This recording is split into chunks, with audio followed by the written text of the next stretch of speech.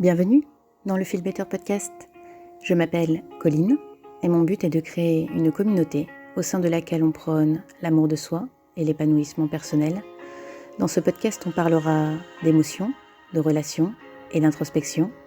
Et j'espère pouvoir t'apporter quelques clés pour t'aider à mieux te connaître, à mieux t'accepter et à construire la vie que tu veux et que tu mérites. Bonjour à tous et bienvenue dans ce 4e épisode du Feel Better Podcast. Aujourd'hui, nous allons parler d'amour et de peur. Quand on se demande quel est l'inverse de l'amour, on répond souvent la haine, parfois l'indifférence, mais moi je pense plutôt que c'est la peur. Je crois que l'amour et la peur sont les deux principaux drivers de nos vies. Ce sont des émotions mères qui donnent naissance à d'autres émotions.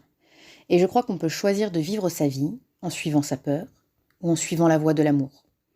Je crois ça depuis que j'ai écouté le TEDx de Margot Hamann qui s'appelle « Et si on arrêtait d'avoir peur ?» et je vous encourage à aller l'écouter. Je suis tombée dessus par hasard et je l'ai trouvé incroyablement inspirant. Elle y explique que l'amour et la peur sont deux faces d'une même pièce, que la peur est l'absence d'amour, tout comme l'obscurité est l'absence de lumière et le froid, l'absence de chaleur. Chaque choix que l'on fait dans notre vie est basé soit sur l'amour, soit sur la peur, et se fait toujours au détriment de l'autre. La peur, initialement, est incroyablement utile pour la survie de l'espèce humaine. C'est elle qui nous empêche de nous jeter sous les roues d'une voiture, par exemple, ou du haut d'une falaise. La peur est un signal d'alarme qui nous dit qu'il y a un danger. Donc la peur est utile. Elle est utile à petite dose et surtout en la prenant telle qu'elle est, à savoir simplement un signal. S'il y a un danger, il faut faire preuve de prudence. Pour éviter de se jeter sous les roues d'une voiture, on regarde à droite et à gauche avant de traverser la route. Pour éviter de tomber d'une falaise, on évite de marcher trop près du bord. Ça ne nous viendrait pas à l'esprit d'arrêter de traverser des routes ou de ne plus jamais se promener le long d'une falaise pour éviter le danger. On fait tout simplement preuve de prudence. Le problème, c'est qu'aujourd'hui, la peur, elle est devenue paralysante. Combien d'entre nous se sont déjà privés de quelque chose, d'une expérience, par peur ? Peur d'être rejeté, peur de ne pas savoir faire, peur d'avoir l'air ridicule. On préfère rester dans sa zone de confort plutôt que d'affronter cette peur. Et succomber à cette peur, c'est en fait un manque d'amour. Un manque d'amour envers soi-même. Par manque de confiance en soi, d'amour de soi, on préfère se priver de vivre une belle expérience. On fait taire l'envie, le désir, l'excitation, au profit de la peur et de la honte. Que ce soit pour des choses banales ou pour des choix importants de la vie. Par exemple, refuser une journée à la plage avec des amis parce qu'on ne veut pas se montrer en maillot de bain, refuser une activité sportive parce qu'on ne l'a jamais fait et qu'on a peur de ne pas réussir, de gêner tout le monde, d'avoir l'air ridicule. Ou plus profond, ne pas lancer son activité d'entrepreneur parce qu'on a peur de ne pas réussir. Ne pas oser avouer à quelqu'un qu'on l'aime parce qu'on a peur d'être rejeté. Le point commun de tous ces exemples, c'est qu'en s'assurant de ne pas échouer, de ne pas être rejeté, de ne pas avoir l'air ridicule, on s'assure aussi de ne pas faire le job de ses rêves, de ne pas vivre ce grand amour, de ne pas passer du bon temps avec des amis. Pour éviter d'affronter cette peur, on se retrouve à vivre une vie par défaut. Une vie pilotée non pas par ce qui nous passionne, ce qui nous fait vibrer, mais par la peur et la volonté d'éviter d'être blessé de quelque manière que ce soit. Je crois que la voie de l'amour est une philosophie de vie. C'est une philosophie qui amène à se demander « Et si je n'avais pas peur, qu'est-ce que je ferais ? Si j'avais confiance en moi, si je m'aimais, si j'étais mon plus grand supporter, qu'est-ce que je m'encouragerais à réaliser ?» C'est nourrir la compassion, la bienveillance, l'amour de soi et de son prochain. C'est une voie qui amène de la joie, de l'excitation, de la paix, de la sérénité, de l'intimité aussi. Mais ça n'est pas une voie facile. Elle n'est pas facile car elle est à l'opposé de ce qui nous a été appris.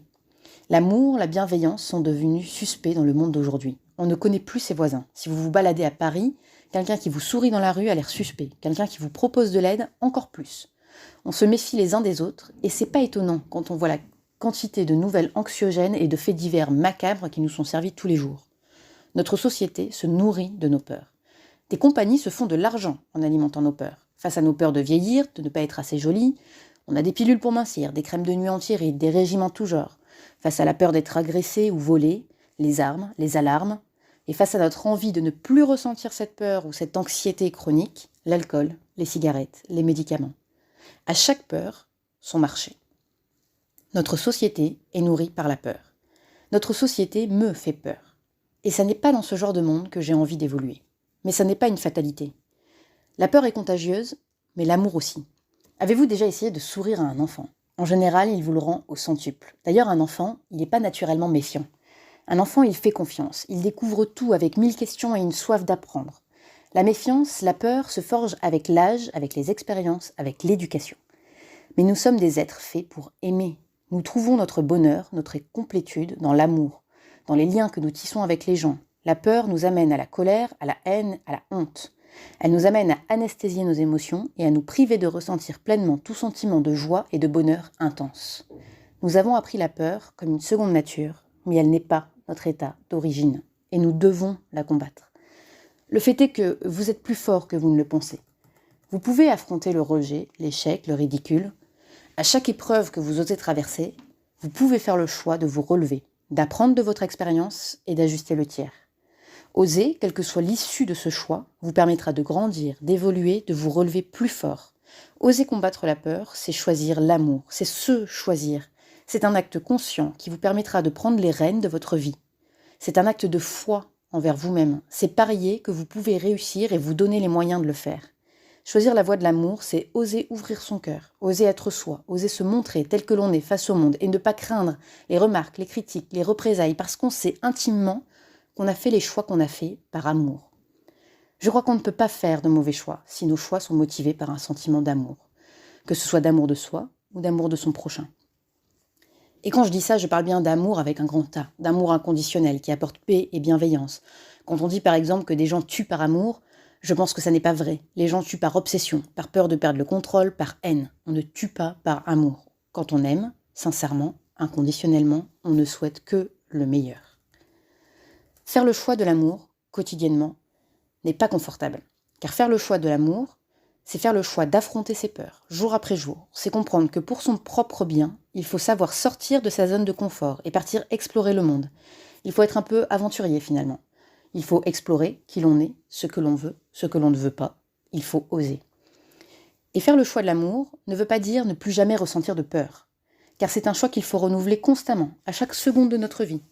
Quand vous avez choisi l'amour, la peur continuera à pointer le bout de son nez et à vous dire « Tu es sûr que tu veux faire ça ? Souviens-toi comment ça a fini la dernière fois. Tu n'es pas à la hauteur. Est-ce que tu penses vraiment que tu vas réussir ? Et si tu perds tout ton argent ? Et si tu te retrouves seul ? Et si ? Et si ? Et si ?» Et à chaque fois que la peur pointe le bout de son nez, il faut savoir dire « Je t'entends. Je ferai preuve de prudence, mais je choisis l'amour. Je me choisis et je fais ce choix, quoi qu'il en soit. » Avec le temps, cependant, ce choix deviendra plus facile.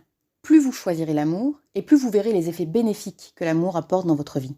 Plus ce sera facile de recommencer à choisir l'amour à chaque fois. Quand il y aura assez de votre vie construite sur les choix que vous avez faits avec amour, vous commencerez à sentir plus de sérénité dans votre vie. Un sentiment d'appartenance, des relations plus connectées, plus intimes, plus profondes. Un sentiment d'être là où vous devez être, d'avoir trouvé votre voie, votre place. Un sentiment de paix. Vous pouvez savoir que votre vie n'est pas encore 100% alignée avec qui vous êtes, mais vous savez où vous allez. Vous gagnez en confiance, en vous, en l'avenir.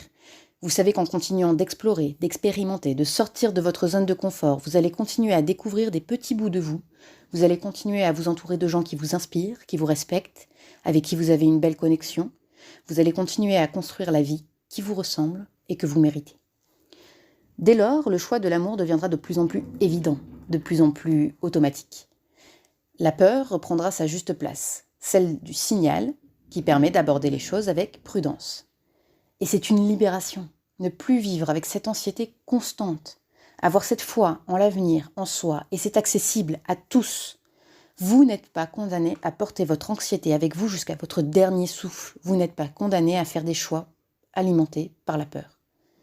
Vous pouvez reprendre le contrôle de votre vie. Il suffit de se demander « Et si je n'avais pas peur, qu'est-ce que je ferais ? Si j'avais confiance en moi, si je m'aimais, si j'étais mon plus grand supporter, qu'est-ce que je m'encouragerais à réaliser ?» Faire le choix de l'amour, c'est changer de point de vue. Et ça commence, je crois, par arrêter d'écouter les nouvelles anxiogènes à la télé. Éteignez vos écrans, coupez votre radio, respirez un grand coup, allez vous promener en nature. Une étude de l'Institut finlandais de la santé et du bien-être a mené une étude sur 16 000 résidents d'Helsinki et ses environs. L'enquête consistait à corréler le nombre de balades en nature, forêts, parcs, lacs, mais aussi marécages, cimetières, avec l'usage de médicaments. Et les résultats étaient bluffants. Chez une personne visitant un espace naturel 3 à 4 fois par semaine, la probabilité d'avoir besoin de médicaments était réduite d'1 tiers par rapport aux autres. tandis que la probabilité d'avoir de l'asthme était réduite d'un quart. C'est un exemple, mais de nombreuses recherches ont montré la corrélation entre le fait de profiter de la nature et la réduction de l'anxiété, mais aussi une amélioration de sa condition physique. Baladez-vous donc, mais pas seulement. La méditation, le yoga, la musique, les animaux, le sport sont autant de moyens de lâcher la pression et de libérer des endorphines. Maintenant, vous vous souvenez quand je disais tout à l'heure que la voie de l'amour était de plus en plus naturelle. Une étude a montré qu'aider son prochain n'était pas seulement bénéfique pour la personne aidée, mais aussi pour l'aidant. Aider son prochain boosterait l'oxytocine, la dopamine, qui sont basiquement les hormones de l'amour et du plaisir, ainsi que la sérotonine, communément appelée l'hormone du bonheur. Aider son prochain aide donc à se sentir bien, à réduire son niveau d'anxiété, et sur le long terme, à réduire les risques médicaux liés à cette anxiété, comme des risques cardiovasculaires par exemple. Vraiment dommage finalement qu'on se méfie autant de nos voisins. Les exemples que j'ai cités proviennent d'une chaîne que je suis sur Instagram qui s'appelle The Happy Broadcast. Elle a été fondée justement par une personne qui était pleine d'anxiété et qui a décidé qu'elle en avait assez de vivre dans la peur permanente et de regarder le bon côté des choses.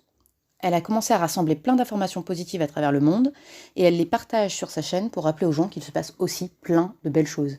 Elle donne des conseils basés sur des recherches, sur des activités à mener pour réduire son anxiété. Je trouve que cette chaîne est super, elle me donne souvent le sourire, je vous invite à vous y abonner. Je rappelle que ça s'appelle The Happy Broadcast, c'est en anglais mais c'est assez accessible si vous avez un niveau de base. Je vous mettrai la chaîne dans la description de l'épisode. En tout cas, ça m'amène au point suivant. Soyez intentionnel dans le contenu que vous choisissez de regarder. Vous pouvez choisir, comme la fondatrice du Happy Broadcast, d'en avoir marre de n'entendre que des nouvelles anxiogènes et de switcher sur autre chose. Regardez des contenus qui vous élèvent, des contenus bienveillants. Cherchez les bonnes nouvelles. Suivez des personnes qui vous inspirent. Regardez des gens qui ont réussi, qui mènent une vie que vous aimeriez pouvoir mener et analysez comment ils en sont arrivés là. Laissez-les vous inspirer. S'ils peuvent y arriver, vous le pouvez aussi. Choisissez l'amour. Choisissez-vous et considérez que vous aussi, vous pouvez le faire, comme eux. Finalement, choisir la voie de l'amour, c'est une histoire de croyance, de foi en soi et en l'avenir. Mais c'est bien plus grand que soi. Car lorsque vous choisissez cette voie, vous commencez à inspirer des gens autour de vous. Lorsque vous choisissez la voie de l'amour, vous inspirez des autres à faire de même. Il n'y a pas besoin de lancer un podcast, de faire une conférence TED ou d'avoir des millions de followers sur les réseaux. Il suffit de faire du bien autour de soi. Quand on se traite soi-même avec amour, on se met à traiter les autres avec plus d'amour et donc de bienveillance, de patience, de respect. De la même manière que la peur peut générer l'isolement, la violence, l'amour va générer la connexion, l'intimité, la guérison. Votre amour peut guérir des blessures. Les vôtres, mais aussi celles d'un autre. Vous pouvez changer des vies en étant simplement à l'écoute, à l'écart de tout jugement, en disant « je t'entends, je te comprends et je ne te juge pas ». Souvent, les gens n'ont pas besoin de plus. Ils ne cherchent pas un avis tranché ou une solution toute faite. Ils ont besoin de s'exprimer et de se sentir compris, vu, reconnu. C'est un acte d'amour que de faire abstraction de notre propre perception et de se mettre à la place de quelqu'un d'autre en acceptant qui il est dans son entièreté, sans aucun jugement. C'est un acte d'amour qui guérit. En choisissant la voie de l'amour, vous propagez l'amour autour de vous, vous propagez la guérison autour de vous, vous créez une communauté qui constate les bienfaits de cette voie et qui sera peut-être prête à la suivre elle-même. Dans un monde où nous entendons chaque jour les effets dévastateurs de la peur, les guerres, le terrorisme, le racisme, l'homophobie, les émeutes, chaque personne qui choisit la voie de l'amour est une personne qui montre la voie, qui montre qu'un autre avenir est possible pour le monde, pour nos enfants, qu'on peut choisir la paix, la tolérance, l'amour de son prochain. C'est un choix courageux car il ne protège pas de la peur des autres. Mais c'est un choix nécessaire si l'on souhaite que nos enfants ne grandissent pas la peur au ventre, mais plutôt le cœur en bandoulière. C'est nécessaire si on souhaite vivre vraiment plutôt que de survivre, si on veut que notre bonheur soit entier, que la joie que l'on ressente soit immense, que l'amour que l'on reçoit soit aussi fort que celui que l'on donne. Il n'y a pas d'autre alternative, il n'y a pas de neutralité.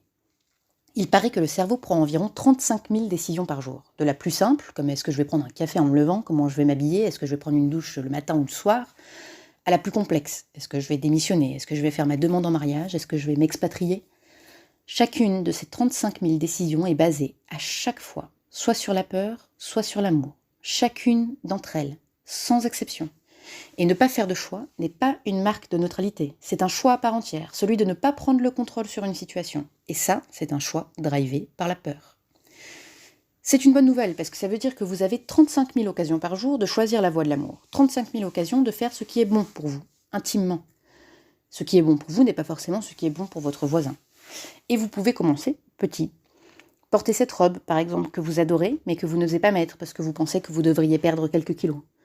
Prenez 7 heures de sommeil en plus plutôt que de travailler jusqu'à pas d'heure parce que vous avez peur d'être débordé. Arrêtez de vous en vouloir parce que vous avez pris ce dessert à la cantine qui vous faisait envie et prenez du temps pour bouger, marcher, dans la nature idéalement. Prenez du temps pour vous, pour penser, pour respirer. Rappelez-vous de qui vous êtes, ce qui est important pour vous, de ce que vous voulez vraiment, et commencez à faire des choix conscients concernant votre vie. Petit à petit, vous la verrez se transformer, s'aligner avec qui vous êtes. Vous retrouverez ce sentiment d'être là où vous devez être. Choisir la voie de l'amour, c'est se choisir soi-même. Choisir la voie de la paix pour soi et pour les autres. Et j'espère que cet épisode vous a inspiré à le faire. J'espère que vous êtes prêts à aimer de tout votre cœur, à ressentir profondément, à risquer gros et rêver grand. En tout cas, je vous le souhaite, car c'est tout ce que vous méritez. Si vous avez aimé cet épisode, n'hésitez pas à vous abonner et à laisser un petit commentaire directement sur Spotify ou sur la page Instagram de la Feel Better Community. Je vous rappelle que vous pouvez toujours télécharger le petit baromètre de l'humeur dont le lien est dans la description de l'épisode et qui est un outil 100% gratuit pour vous aider à analyser vos émotions. En attendant, je vous dis à la semaine prochaine, je vous embrasse, prenez soin de vous et à bientôt.